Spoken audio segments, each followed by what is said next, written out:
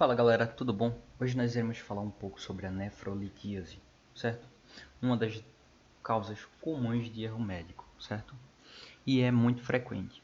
Bem, vamos lá. Primeiramente, a nefrolitíase não tem quem quer, tem quem pode. Por quê? Porque vocês irão ver que tem alguns fatores de risco, principalmente estão ligados ao histórico familiar. Então, o paciente, para ele desenvolver essa patologia, ele tem que ter um histórico familiar bastante forte, certo? Bem, segundo fator importante é observarmos que 2 vezes mais homens têm do que mulheres. Então, é uma causa comum de aparecer mais em homens do que mulheres. Mulheres podem ter? Pode, mas frequentemente nós iremos ver os homens, certo? E o que é importante observarmos é que tem uma faixa etária que é muito propícia de aparecer a nefrolitíase. É dos 20 aos 40 anos. Não quer dizer que um paciente com 60 anos não possa ter. Pode sim, mas normalmente esse paciente de 60 anos, ele já teve antes dos 60 um episódio de nefrolitíase, certo? Então a faixa etária comum do paciente ter nefrolitíase é de 20 a 40 anos, certo? Fora dessa faixa etária a gente pensa já em outra coisa. Bem, com relação aos fatores de risco, o principal deles é o histórico familiar de parentes de primeiro grau. Então nós teremos pai, mãe e os irmãos, certo? A desidratação é outro fator importante. Então a gente tem seu Reginaldo que está lá, é do interior, e ele passou a tarde e a manhã inteira na roça, e à noite ele sente uma dor de início súbito. Então esse paciente a gente vai desconfiar que ele tem uma nefrolitíase, certo? Atividade física, ocupação, nesse caso da ocupação, principalmente pacientes que trabalham o dia inteiro no sol, certo? Então, seu Francisco, que é gari e passou o dia inteiro no sol escaldante, então esse paciente ele tem uma desidratação considerável, então ele pode ter nefrolitíase, certo? E outro fator de extrema importância, a dieta rica em cálcio, certo? Com relação à composição dos cálculos, ela é importante por quê? Porque através da composição dos cálculos nós conseguiríamos prevenir o aparecimento de novos cálculos, no caso, ou até mesmo a recidiva da nefrolitíase, certo? Bem, o principal tipo de cálculo é os sais de cálcio, certo? Esse aqui é o principal tipo de cálculo, ele aparece em cerca de 70 a 80% dos pacientes. Depois dele nós teremos o cálculo de oxalato de cálcio, que ele varia aí de 40 a 70% dos tipos de cálculo. Temos os de fosfato de cálcio, que é normalmente constituído de apatita misturado com oxalato. Temos, além desse, os cálculos de estruvita, que ele é da ordem de 10 a 20%, normalmente é de fosfato de amônio magnesiano. E temos também os cálculos infecciosos, e é muito importante a gente notar esses cálculos infecciosos. Eles não são tão comuns, certo? Só que o que acontece? O cálculo infeccioso, ele é normalmente colonizado por bactérias. Não colonizado, na verdade ele é gerado por bactérias, certo? São bactérias produtoras da urease, que são normalmente os proteus SP, certo? Então eles formam os cálculos de estruvita, certo? Que seriam os cálculos coraliformes. Por que coraliformes? Porque eles têm formato de coral, certo? E normalmente eles são grandes, esses tipos de cálculo, e eles ocupam toda a parte coletora do rim. Então esse é um cálculo de péssimo prognóstico, certo? Que são os cálculos coraliformes, aí originados pelas bactérias, comumente os proteus SP, certo? Temos ainda os cálculos de ácido úrico, que eles têm uma prevalência de 5 a 10%, certo? São normalmente cálculos radiotransparentes, então no meu raio-x dos exames de imagem, comumente esses cálculos não irão aparecer, certo? Principalmente no meu raio-x. Tenho também os cálculos de cistina, esses aqui já são bastante raros, certo? Variam de 2 até mesmo 5%. E Vamos agora para uma parte bastante importante, cólica renal, certo? A cólica renal, normalmente, ela é uma dor súbita que não vai passar com analgésico comum. Então, é aquele paciente que no meio da noite ele passou o dia inteiro fazendo exercício extenuante ou o dia inteiro no sol. Então, ele já está desidratado, certo? E de madrugada ele acorda com uma dor muito intensa. Para vocês terem uma ideia de como essa dor na escala álgica que vai de 0 a 10, esse paciente vai referir como sendo a pior dor da vida dele. Então é comum que essa dor seja referida como 10 nessa escala álgica, certo? O que é importante, os cálculos eles são produzidos nos cálices renais. E o que é muito importante observar é que esses cálices renais eles não têm terminação nervosa. Sendo assim, se o cálculo estiver em algum lugar da via urinária que não impeça que a urina saia, ele não vai doer. Por quê? Porque dentro do meu sistema coletor inteiro não há terminação nervosa, certo? A dor só vai ocorrer quando esse cálculo entra no ureter. Por quê? Porque quando esse cálculo entra no ureter, uma vez que ele está impedindo a urina de passar por ele, vai ocorrer o aumento da pressão interna ali, que vai dilatar o meu rim e a cápsula renal vai ser distendida, certo? É importante a gente lembrar que a cápsula renal ela é ricamente vascularizada e ela vai fazer o paciente sentir dor, certo? Então, cálculo renal não dói. Ele dói quando ele está dentro do ureter, impedindo o fluxo da urina através do meu ureter. Isso vai promover a dilatação da cápsula renal, que ela é extremamente vascularizada, certo? Então isso vai fazer o meu paciente sentir dor, certo? O segundo fator que vai originar a dor é a contração do ureter na tentativa de expulsar esse cálculo renal, certo? Bem, dentro do sistema coletor não há terminação nervosa, certo? A dor lombar desse paciente com cólica renal é caracterizada por ser predominantemente nas duas últimas costelas, certo? E essa dor é normalmente unilateral. A gente vai fazer o diagnóstico diferencial, principalmente da nefrolitise, com dor lombar de origem muscular, certo? Nesse caso, o paciente que tem dor lombar de origem muscular é o paciente que, por exemplo, ele passou o dia inteiro fazendo faxina em casa e à noite foi puxar um guarda-roupa e ele disse, olha, minhas costas travou e eu estou sentindo uma dor muito intensa. E ele normalmente, quando você perguntar onde é essa dor, pedir para ele colocar a mão em cima do lugar que dói, ele vai colocar um pouco mais na região lombar ali, inferior ao nível de L2, L3, e ele vai colocar as duas mãos, certo? Normalmente, na nefrolitise, ela vai ser unilateral, então o paciente vai colocar a mão de um único lado, certo? E o que é importante nós observarmos é que o cálculo ele tem alguns lugares que comumente ele vai impactar, certo? O primeiro dos lugares é a junção ureteropélvica, conhecido como JUP. Ela tem 0,8 centímetros de diâmetro, certo? O outro local que é comum impactar é a transição das ilíacas, certo? Que tem 0,6 centímetros. E o terceiro e último local de impacto do cálculo normalmente é a junção uretero-vesical, conhecido como JUVE. Ela tem aí 0,4 centímetros. É comum cair em questão de prova onde os cálculos impactam.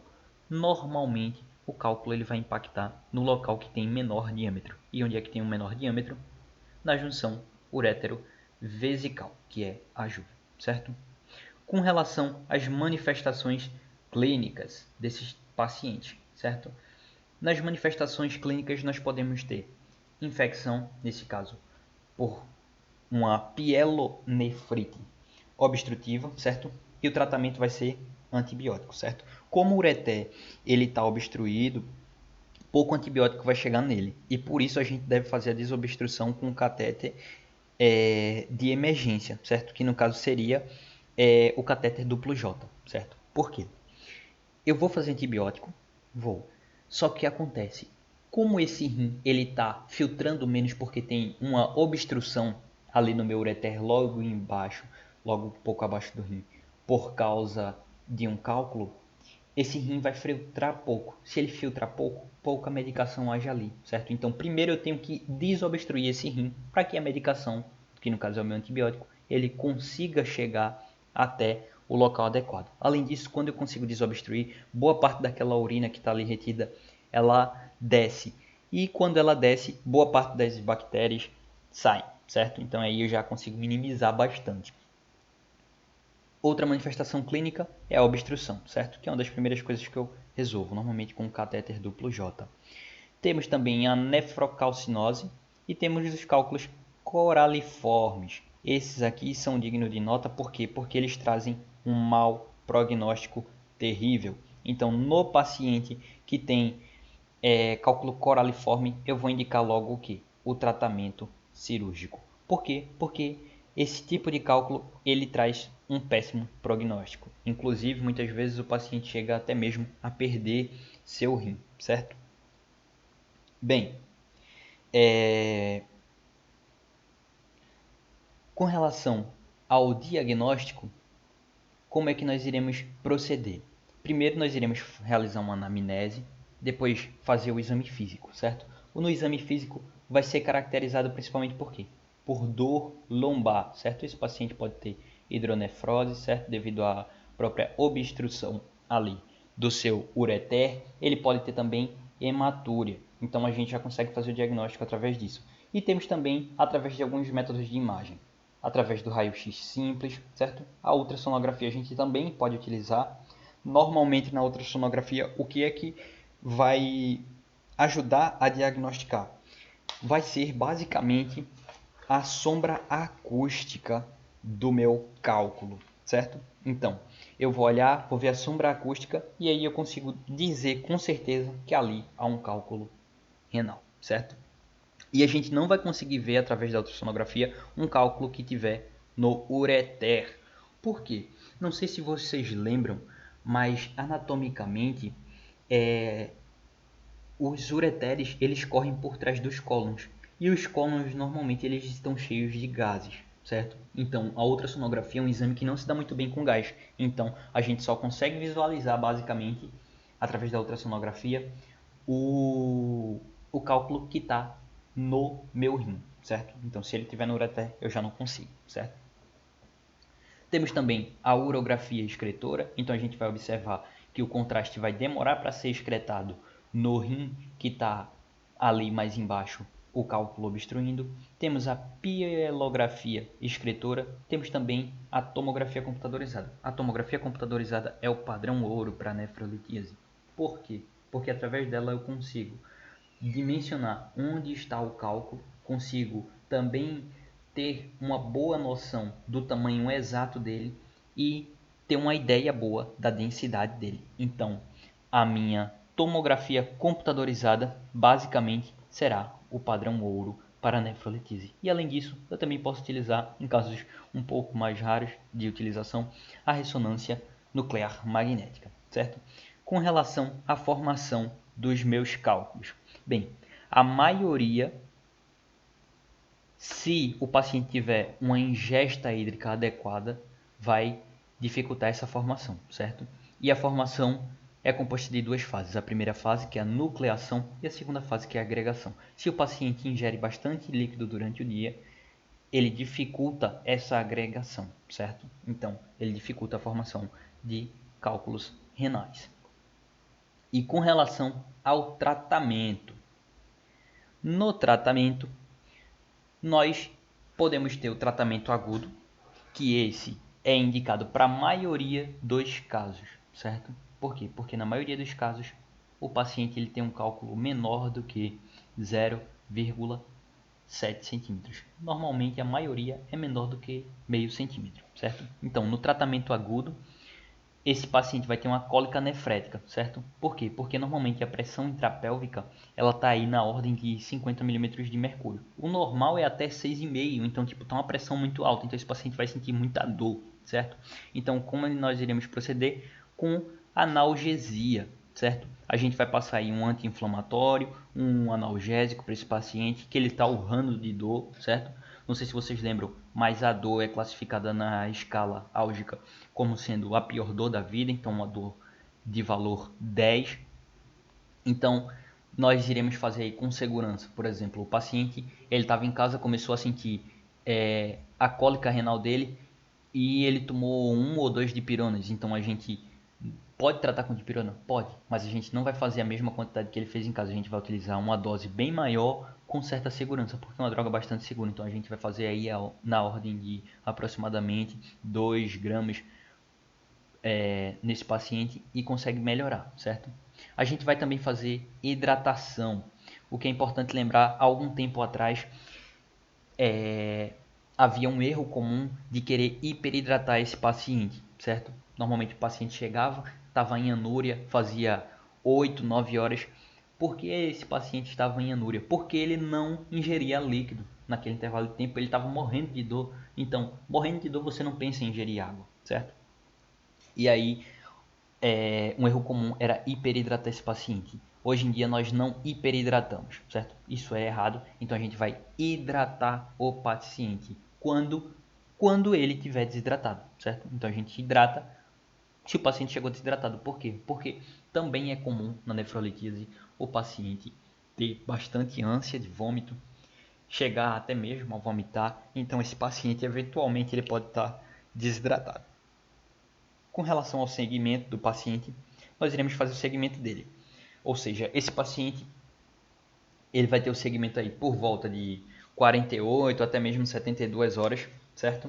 E a maioria dos cálculos ele tem menos do que meio centímetro, certo? Então eu vou encaminhar esse paciente para casa, vou passar para ele a doxazosina, porque não sei se vocês lembram, mas na aula de hiperplasia prostática benigna, a doxazosina um dos seus efeitos é ajudar na dilatação do meu ureter, certo? Então, se eu dilato esse ureter, o cálculo consegue passar muito mais facilmente, certo? Só que tem que tomar cuidado com o quê? A doxazosina é conhecida como uma medicação popularmente utilizada para a próstata e não é tão raro acontecer nefrolitíase em pacientes do sexo feminino. Então, quando você for passar doxazosina, alerte bem a sua paciente.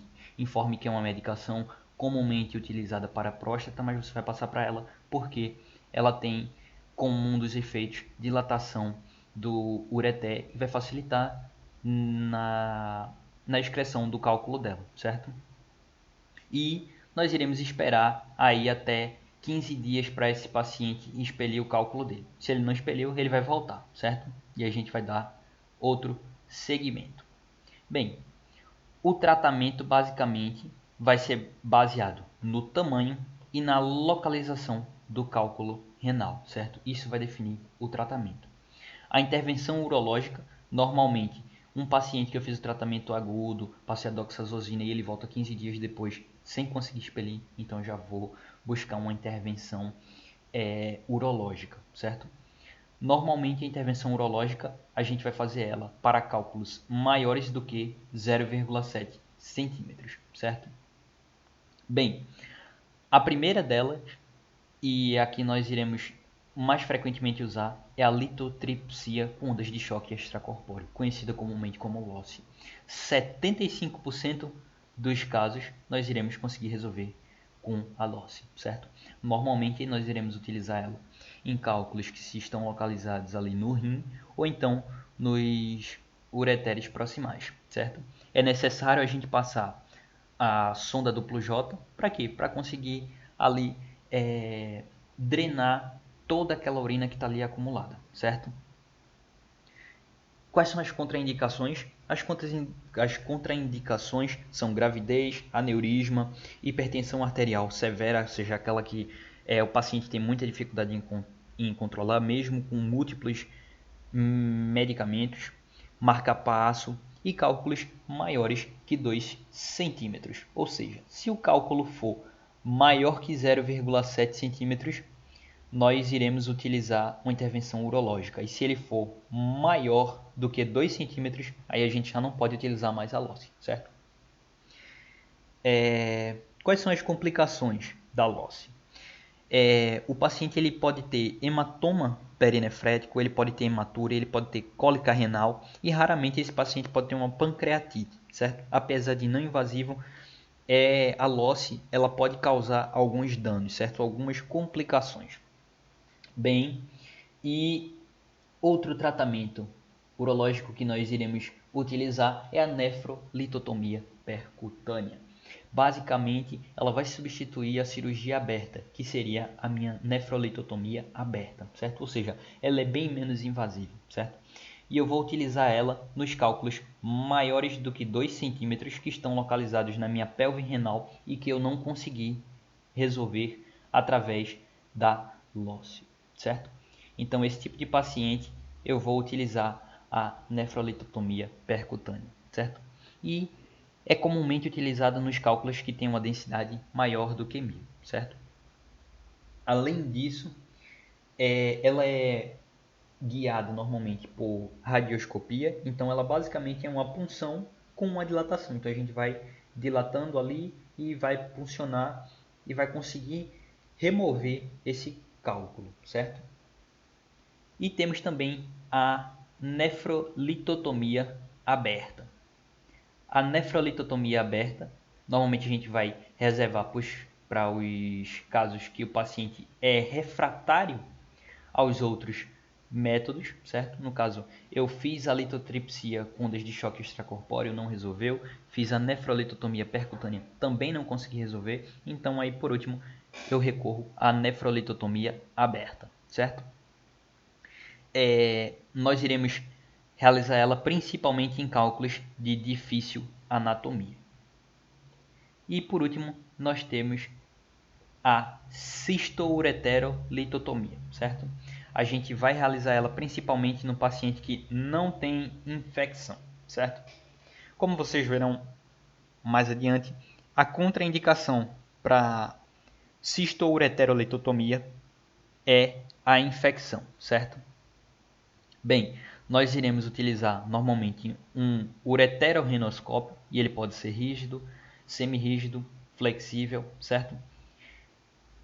E nós iremos fazer essa cirurgia principalmente se o meu cálculo estiver no meu ureter distal, no meu ureter médio ou no meu ureter proximal, certo? Por que esse paciente tem que estar sem infecção? Porque nós iremos acessar através da bexiga o ureter, certo? E se esse paciente tiver com alguma infecção onde o cálculo está impactado, o que acontece?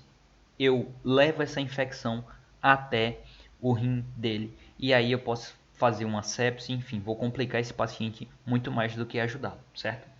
E por último, nós temos o tratamento para litíase complicada, certo? Então, se o paciente está com a litíase complicada com infecção ou então uma obstrução total renal, o que é que eu faço? Primeiro eu vou fazer as medidas gerais, que seriam o quê? A hidratação, o antibiótico, certo? O analgésico e os sintomáticos. No caso, normalmente esse paciente ele vai cursar com ânsia, com vômito, então eu boto um antiemético e aí tá tudo certo.